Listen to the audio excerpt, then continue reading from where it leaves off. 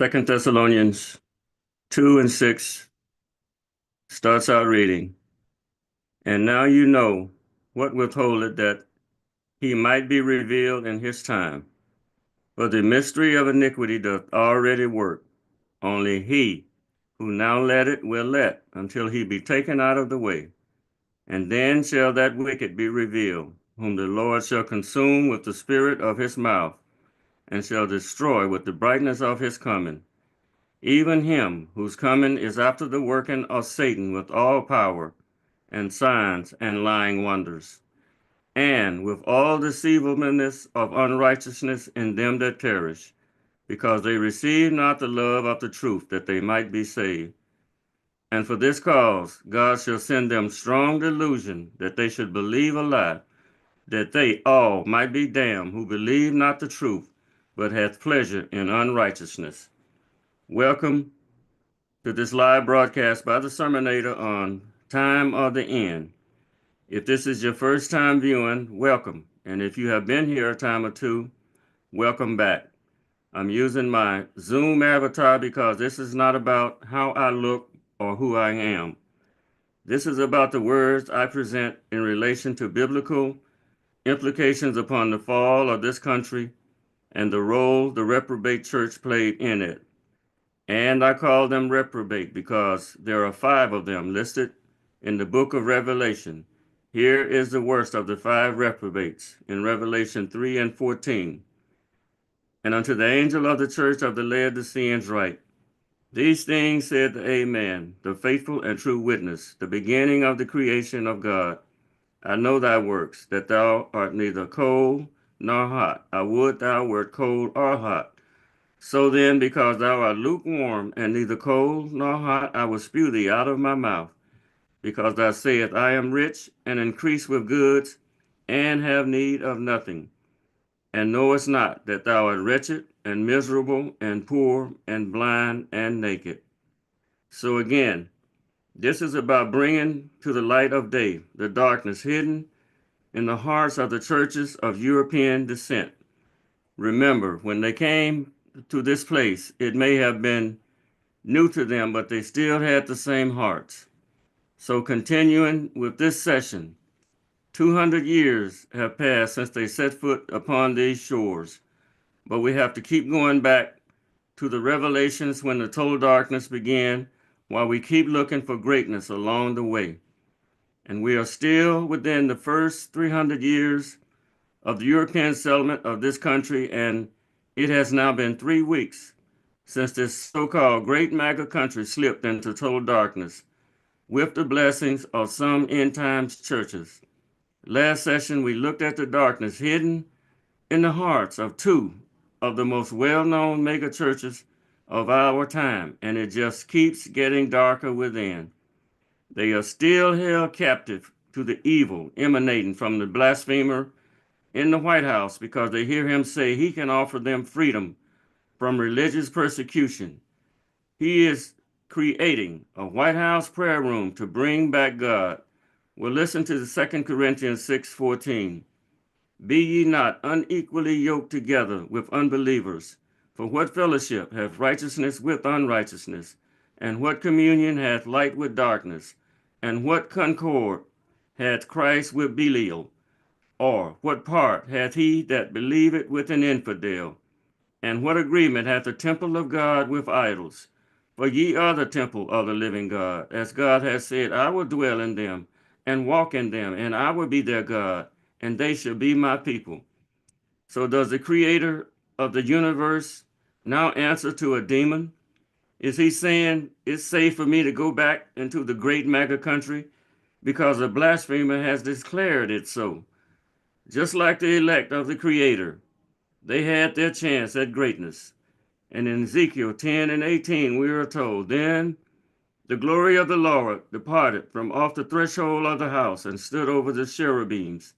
And the cherubims lifted up their wings and mounted up from the earth in my sight. When they went out, the wheels also were beside them. And every one stood at the door of the east gate of the Lord's house. And the glory of the God of Israel was over them above. Yahweh has nothing but destruction through the blackness of his coming for any demon that tries to take the place of his Christ. Ezekiel 14:2 says, "And the word of the Lord came unto me, saying, Son of man, these men have set up their idols in their heart, and put the stumbling block of their iniquity before their face. Should I be inquired of them at all by them?" Now, the blasphemer wants to blame the downfall of MAGA on DEI. So let's look at some innovations made possible by diversity. Percy Javon Julian pioneered the chemical synthesis of medicinal drugs from plants, including the synthesis of prostaglandin and the large-scale production of steroids like progesterone and testosterone. George Washington Carver developed over 300 uses for peanuts, including soap, skin lotion, and paint, and promoted crop rotation to improve soil health. George Edward Alcorn Jr. invented an X-ray imaging system that improved semiconductor manufacturing and astrophysics research. And the preservation of blood plasma is attributed to Dr. Charles Drew, an African American surgeon and medical researcher. In the early 1940s, Dr. Drew made groundbreaking advancements in the storage and preservation of blood plasma, which significantly improved the efficiency and safety of blood transfusions. His work led to the development of large-scale blood banks and the establishment of blood plasma as a critical component in medical treatment. He researched in the field of blood transfusions, developing improved techniques for blood storage, and applied his expert knowledge to developing large-scale blood banks early in World War II. This allowed medics to save thousands of Allied forces' lives during the war. As the most prominent African American in the field, Drew protested against the practice of racial segregation in the donation of blood, as it lacked scientific foundation, and resigned his position with the American Red Cross, which maintained that policy until 1950. Please stop me if we have come across any greatness yet. None? Then let's move on, because we still have some past events to cover and can't get caught up in the present just yet, even though the ringmaster has his hat on, ink pens at the ready, and the clown show is about full, and the circus tents are spread. 2 Corinthians 11:13 says, "For such are false apostles, deceitful workers, transforming themselves into the apostles of Christ. And no marvel, for Satan himself is transformed into an angel of light." There is only one Savior and one name whereby man might be saved. Matthew 4:13 tells us, "And leaving Nazareth, he came and dwelt in Capernaum, which is upon the sea coast, in the borders of Zebulun and Naphtali, that it might be fulfilled, which was spoken by Isaiah the prophet, saying, The land of Zebulun and the land of Naphtali, by the way of the sea, beyond Jordan, Galilee of the Gentiles, the people which sat in darkness saw a great light, and to them which sat in the region and shadow of death, light is sprung up." And now, during this session, with America at the tip of the modern era, we still have slavery, and this preparing to unfold before our very eyes.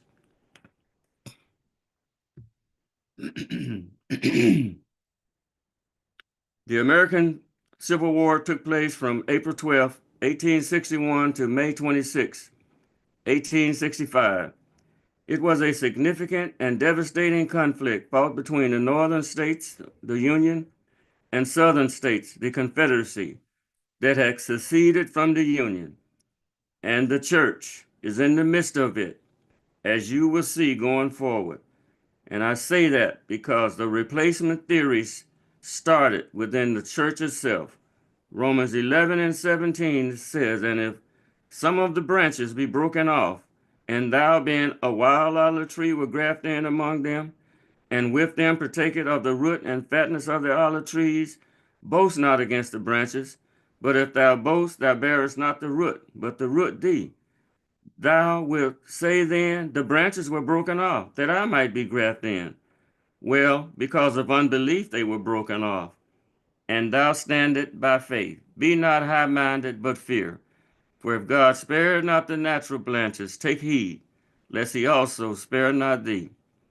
We will not forget about Crystal Knot or Charlottesville moving forward with some very detailed graphics of the latter.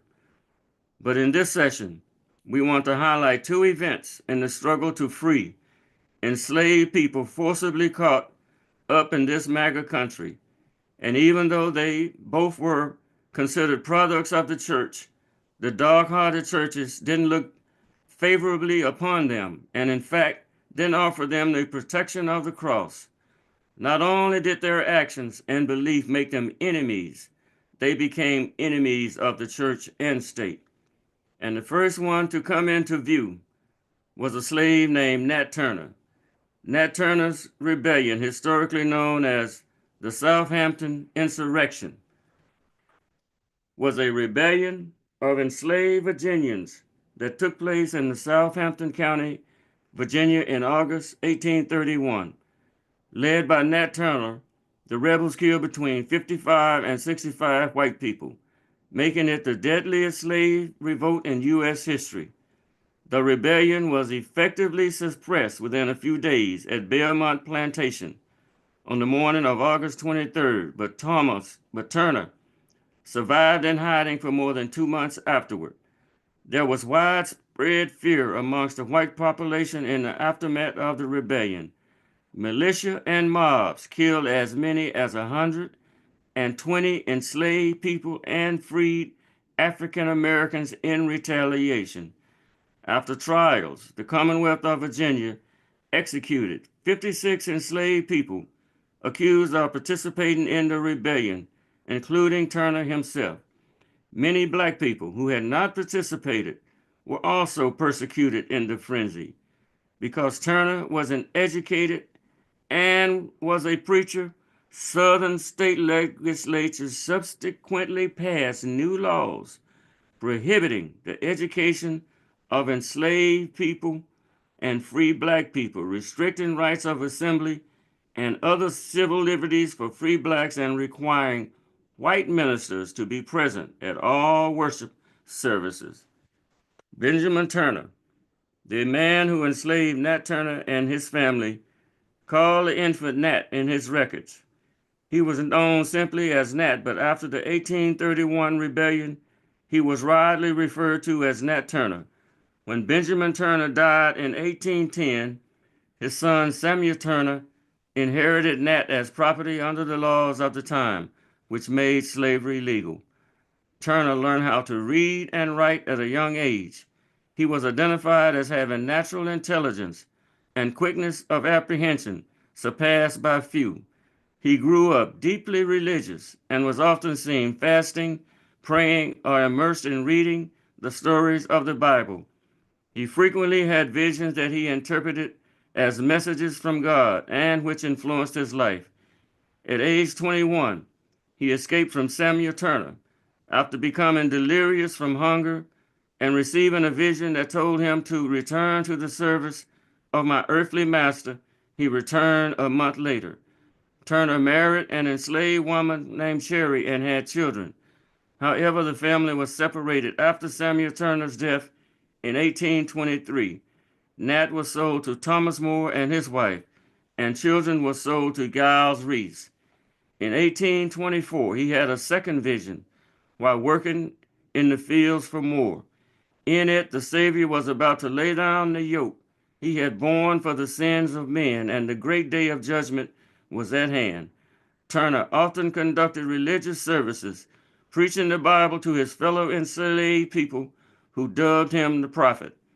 In addition to blacks, Turner garnered white followers such as Everett T. Brantley, whom Turner was credited with having convinced to cease from his wickedness. By the spring of 1828, Turner was convinced that he was ordained for some great purpose in the hands of the Almighty. He heard a loud noise in the heavens while working Moore's fields on May 12th, and the Spirit instantly appeared to me and said, the serpent was loosed, and Christ had laid down the yoke he had borne for the sins of men, and that I should take it on and fight against the serpent, for the time was fast approaching when the first should be last and the last should be first. Beginning in February 1831, Turner saw certain atmospheric conditions as a sign to begin preparations for a rebellion of slaves against their enslavers. On February 12, 1831, an annular solar eclipse was visible in Virginia and much of the southeastern United States.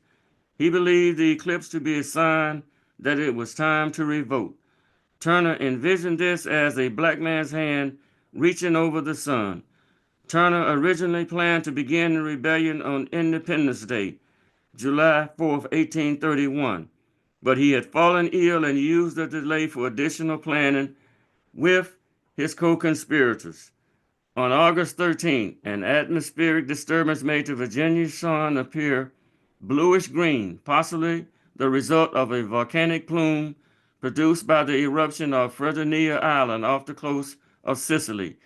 Turner took this, like the eclipse a month earlier, as a divine signal, and he began his rebellion a week later on August 21. Starting with several trusted fellow slaves, he ultimately enlisted more than 70 enslaved and free blacks, some of whom were on horseback. The rebels traveled from house to house, freeing enslaved people and killing many of the white people whom they encountered. Muskets and other firearms were too difficult to collect and would gather unwanted attention, so the rebels used knives, hatchets, and blunt instruments. The rebellion did not discriminate by age or sex, and the rebels killed white men, women, and children. Nat Turner confessed to killing only one person, Margaret Whitehead, whom he killed with a blow from a fence post. Within a day of the suppression of the rebellion, the local militia and 3 companies of artillery were joined by detachments of men from the USS Natchez and USS Warren in Norfolk, and militias from other counties in Virginia and North Carolina that border Southampton County.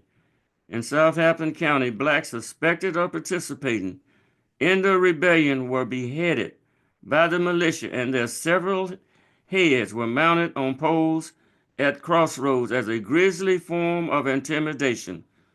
A local road, now Virginia State Route 658, was called as Blackhead Signpost Road in reference to these events. Rumors quickly spread that the slave revolt was not limited to Southampton County and had spread as far south as Alabama. Fears led to reports in North Carolina that armies of enslaved people were seen on highways and that they had burned and massacred the white inhabitants of Wilmington, North Carolina, and were marching on the state capitol. Such fear and alarm led to whites attacking blacks throughout the South with flimsy cars. The editor of the Richmond Whig described the scene as the slaughter of many blacks without trial and under circumstances of great barbarity. White violence against black people continued for 2 weeks after the rebellion had been suppressed. This gives rise to the term mass sociopathic behavior that we will look at here and elsewhere.